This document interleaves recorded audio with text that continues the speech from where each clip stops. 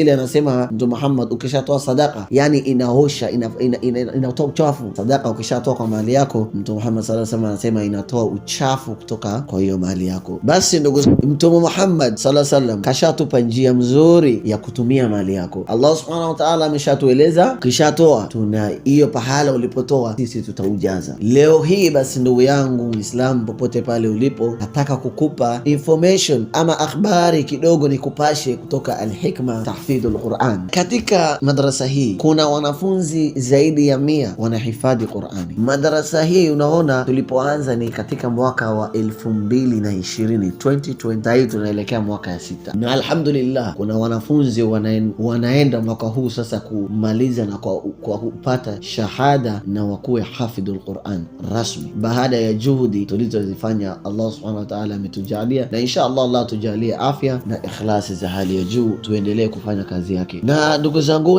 hii yote ni